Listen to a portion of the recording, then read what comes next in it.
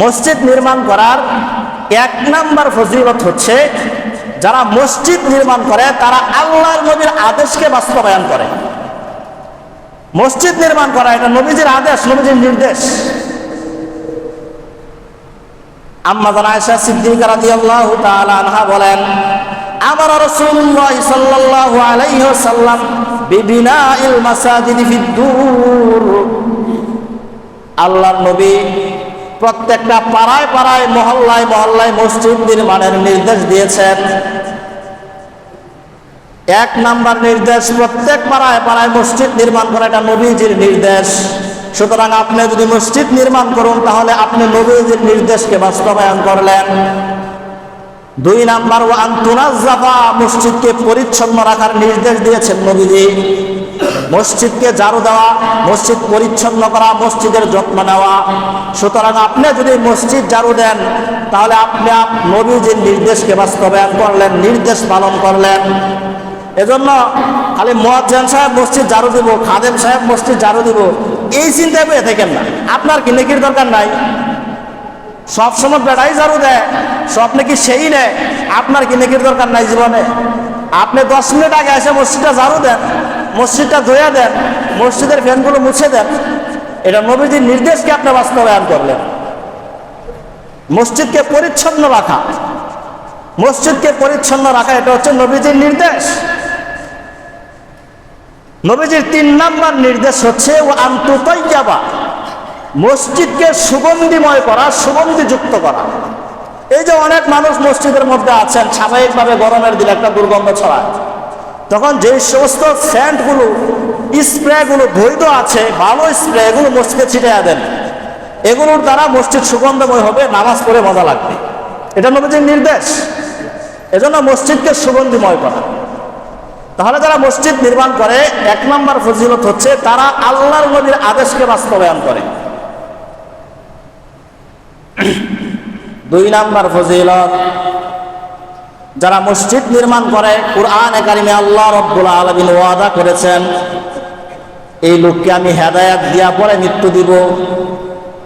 আল্লাহ রাব্বুল আলামিন বলেন, ইন্নামা ইয়া'মুরু মাসাজিদাল্লাহি মান আমানা বিল্লাহি ওয়াল ইয়াউমিল আখির ওয়া আকামাস সালাহ ওয়া আতাজ যাকাহ ওয়া লাম ইয়াখশা ইল্লাল্লাহ ফাআসা উলাইকা আন ইয়াকুনু মিনাল মুহতাদিন। আল্লাহ রাব্বুল আলামিন বলেন, মসজিদ তো ওই ব্যক্তি নির্মাণ করে যে আল্লাহর প্রতি ঈমান রাখে, আখিরাতের প্রতি ঈমান রাখে, সালাত কায়েম করে, যাকাত দেয় এবং একমাত্র আল্লাহ রাব্বুল আলামিনকে ভয় করে। এই গুণগুলো যাদের মধ্যে আছে তারাই মসজিদ নির্মাণ করে।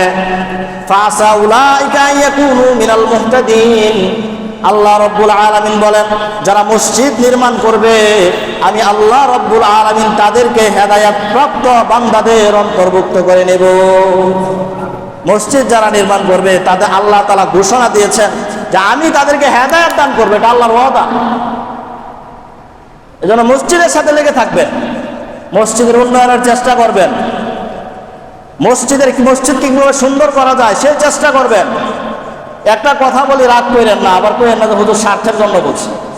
মসজিদের সাথে যারা জড়িত থাকবে, ইমাম, মুয়াজ্জিন, খাদেম, খতিব, এদেরকে দেখাশোনা করা, এটা মসজিদের উন্নয়নের মধ্যে পড়ে। এদেরকে পর্যাপ্ত সুযোগ সুবিধা দেওয়া, এদেরকে পর্যাপ্ত হাদিয়া দেওয়া, এদের দেখাশোনা করা, এটাও মসজিদ কমিটির দায়িত্ব। যখন ইমাম সাহেবকে পর্যাপ্ত বেতন দিবেন তখন নামাজ পড়ে এমনি মজা পাইবেন। আপনারা কোন দিকে নিচ্ছেন আমি জানি না, কিন্তু এটা মসজিদ কমিটির দায়িত্ব, এটা আপনাকে দিতে হবে। কারণ আপনাদের দায়িত্ব হচ্ছে ইমাম সাহেবকে সুন্দর রাখা, ভালো রাখা, চিন্তামুক্ত রাখা। তাহলে যখন সে নামাজে দাঁড়াবে, উনি নামাজে দাঁড়াবেন, তার নামাজটা সুন্দর হবে, আপনাদের নামাজে বরকত হবে।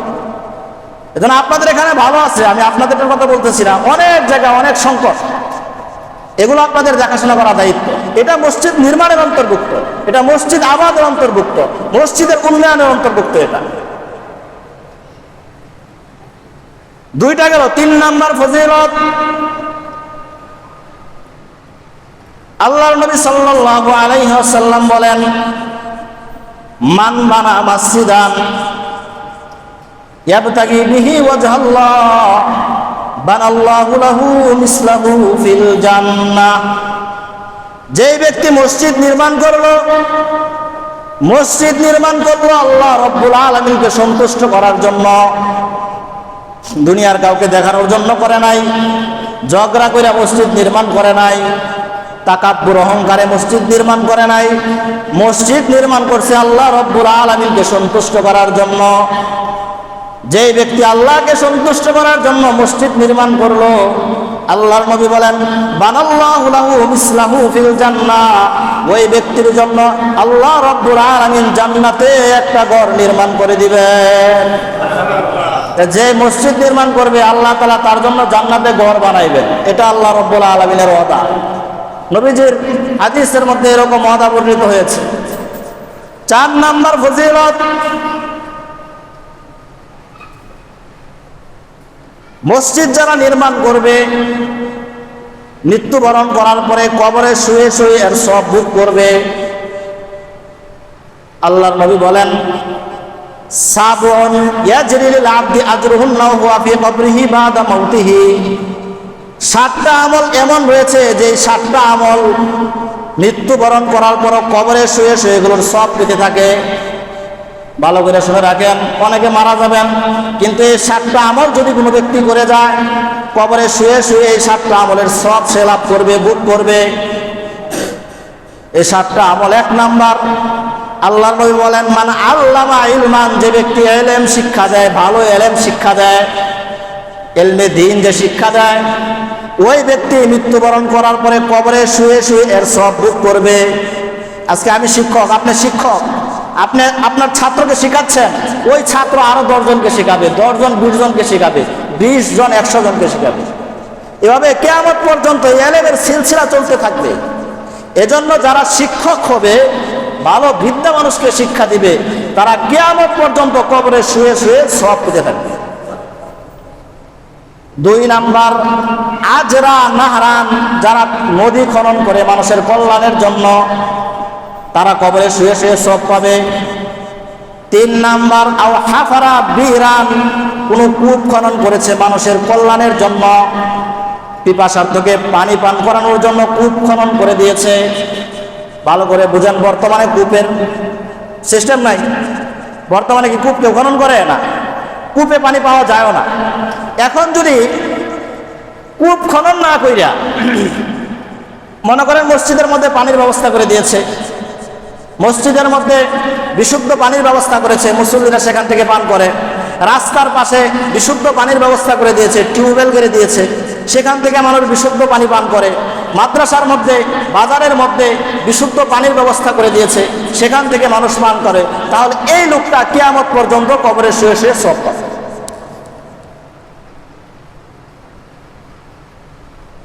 4 নাম্বার বানা আও গরাসা নাখলাম, যে ব্যক্তি কোনো ফলের বৃক্ষরোপণ করে, রাস্তার পাশে আপনি ফলের গাছ লাগাইছেন, ফলের বৃক্ষরোপণ করেছেন, সেখান থেকে বিভিন্ন পাখি পশু পাখি খাবে, সেখান থেকে বিভিন্ন মানুষ সেই ফল ভক্ষণ করবে, খাবে, তৃপ্তি বোধ করবে, আপনি কবরে শুয়ে শুয়ে সওয়াব পাবেন।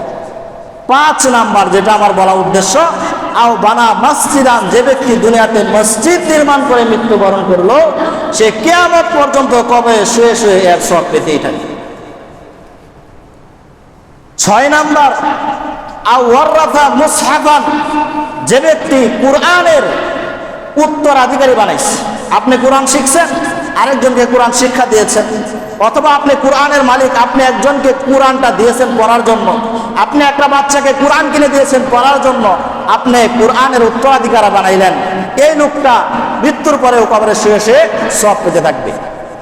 7 নাম্বার সবচেয়ে গুরুত্বপূর্ণ যেটা, আও তারাকা ওয়ালাদান ইস্তাগফির লাহু বাদা মাউতিহি, দুনিয়াতে এমন নেক সন্তান রেখে গিয়েছে, যেই নেক সন্তান মৃত্যুবরণ করার পরে তার পিতার জন্য ক্ষমা প্রার্থনা করে, ইস্তেগফার করে, দোয়া করে।